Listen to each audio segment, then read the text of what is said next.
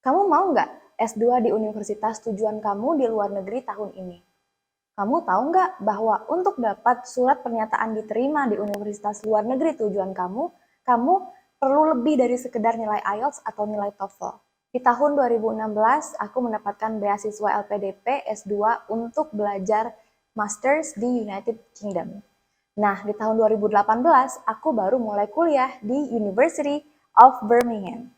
Tapi sebelum ke University of Birmingham, aku sebenarnya itu hampir kuliah di King's College London, di London, dan satu universitas lagi, University of Bristol di Bristol.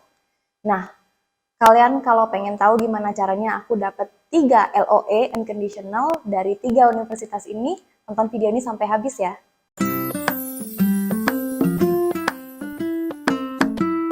Hello lovely people, welcome to the Art of Teaching.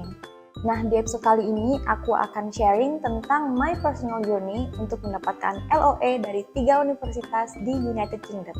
Nah, di video ini aku akan meningkat University of Birmingham sebagai UOB, King's College London sebagai King's College, dan University of Bristol sebagai Bristol. Oke, pertama-tama ayo kita samakan persepsi. Tujuan kita untuk mendaftar universitas luar negeri itu adalah mendapatkan LOE unconditional, yaitu surat yang menyatakan bahwa kamu diterima tanpa syarat apapun kecuali tinggal bayar kuliahnya aja gitu. Sementara kalau kamu mendapat LOE conditional itu artinya kamu belum 100% diterima. Itu artinya masih ada beberapa syarat atau step-step yang perlu kamu lakukan untuk mengubah LOE conditional kamu menjadi LOE unconditional.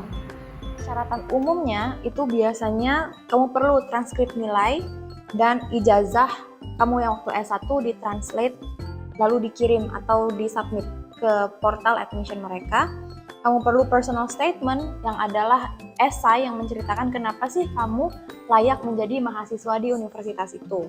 Lalu ada surat rekomendasi dari 2 orang dosen pembimbing kamu selama skripsi dan CV lalu nilai IELTS. Oke, kayaknya aku udah bisa langsung cerita nih. Jadi perjuanganku untuk dapat LOE unconditional itu dimulai dari tahun 2016 sampai tahun 2018. Jadi aku akan bicara dalam 3 tahun di sini. 2016, 2017, 2018. Oke, kita mulai dari tahun 2016. Di bulan September aku apply LPDP. Jadi aku itu lulus bulan April 2016, lulus S1.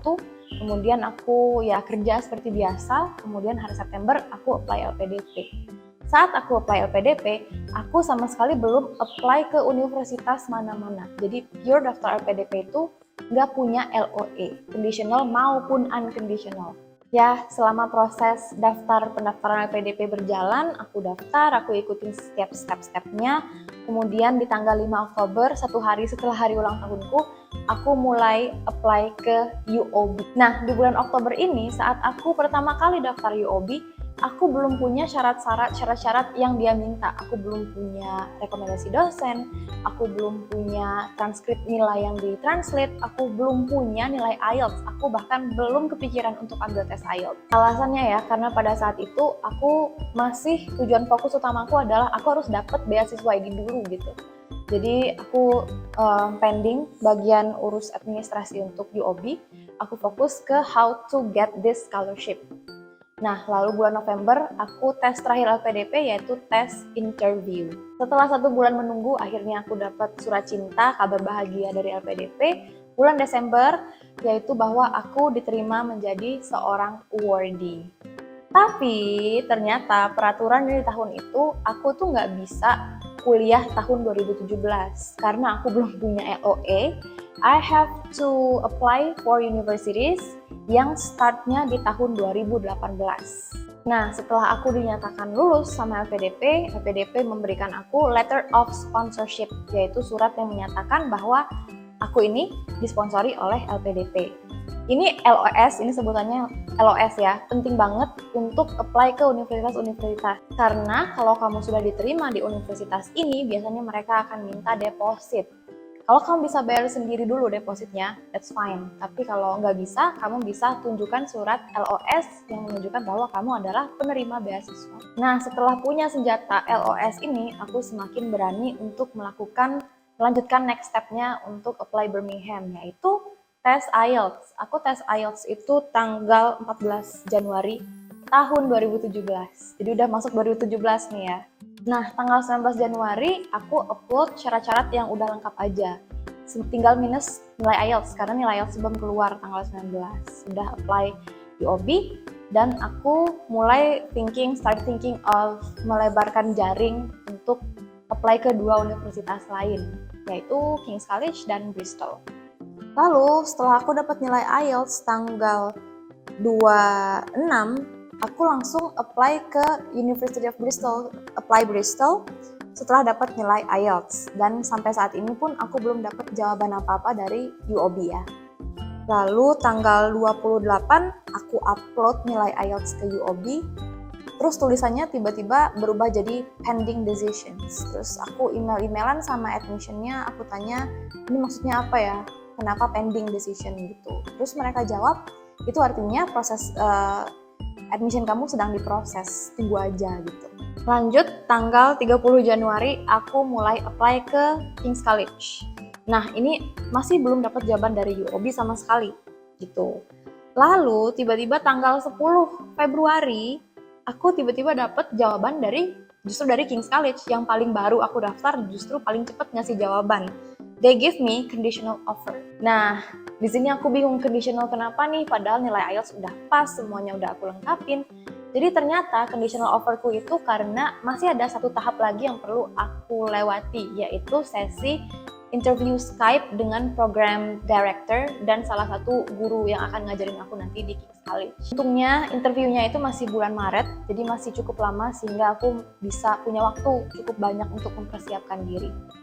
Nah, selama mempersiapkan diri untuk interview King's College itu, aku tetap kejar UOB gitu. Kenapa ya mereka nggak ngasih jawaban sama sekali? Aku email, terus aku tanya, kapan aku akan mendapatkan jawaban? Terus dibales sama admissionnya, katanya, iya kok kamu nanti dapat conditional offer, tapi nanti ya, tunggu ya gitu. Itu dari email admissionnya ngasih tahu aku. Nah, waktu lagi nunggu-nunggu kabar dari UOB, tanggal 13 Februari aku dapat surat LOA conditional dari Bristol. Conditionalnya karena mereka perlu evidence of working, surat yang menyatakan bahwa aku sudah bekerja selama berapa tahun sebagai English teacher, because I'm applying to MA teaching English as a foreign language. Nah, walaupun jurusannya itu sama-sama TOEFL, pendidikan bahasa Inggris, tapi universitasnya syaratnya beda-beda. Yang King's College dia ingin aku ketemu secara virtual, wawancara dulu. Kalau yang Bristol dia minta surat evidence of working. Nah, kalau UOB ntar aku kasih tahu syarat apa yang mereka minta. Oke, akhirnya setelah menunggu sekitar 3 bulan ya dari Januari, Maret, tanggal 8 Maret aku dapat LOA conditional dari UOB. Conditionalnya itu kenapa? Karena masih ada syarat-syarat yang belum aku lengkapi.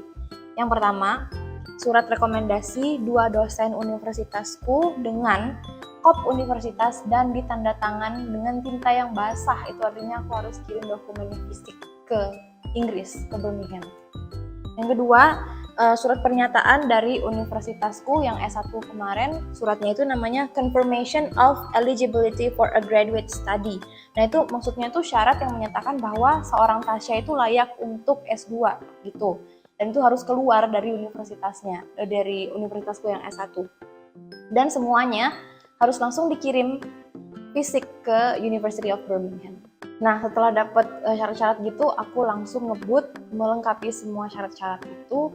Nanti maybe I will make another videos tentang gimana caranya dapat LOE, rekomendasi dari dosen, gimana caranya request dokumen-dokumen yang diminta ke universitas yang di S1.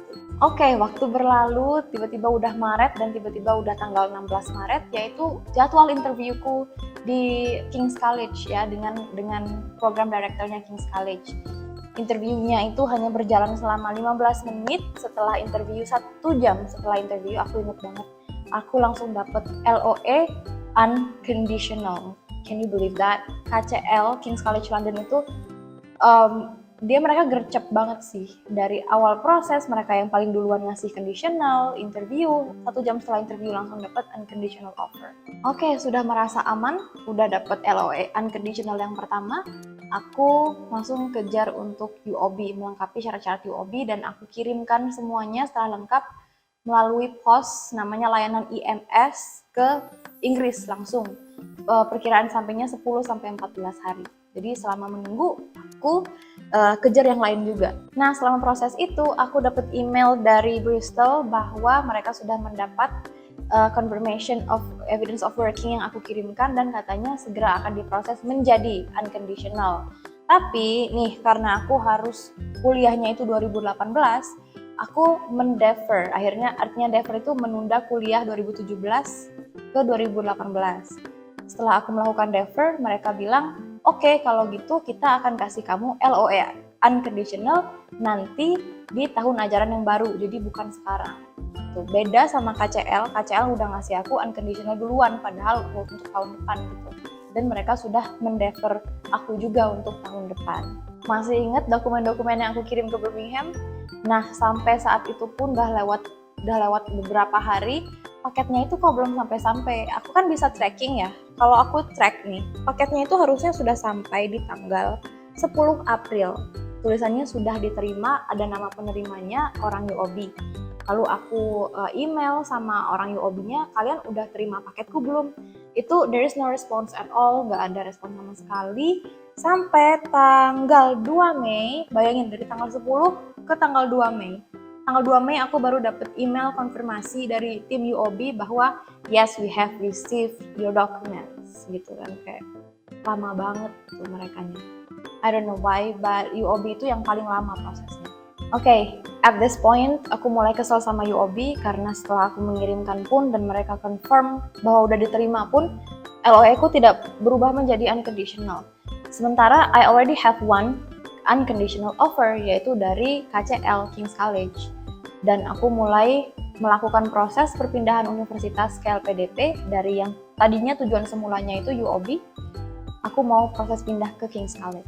Dan ternyata proses perpindahan universitas ini pun it took forever and ever, jadi lama banget, prosesnya panjang, lumayan ribet, sampai akhirnya UOB, universitas tujuanku yang semula aku pakai untuk daftar LPDP, akhirnya memberi aku LOA unconditional di tanggal 7 Juni 2017.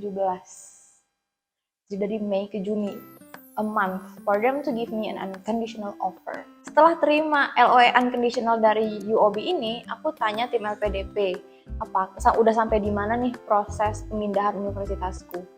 Ternyata belum selesai juga gitu, masih jadi statusnya di LPDP, aku belum pindah ke KCL, aku masih di UOB, belum pindah ke King's College.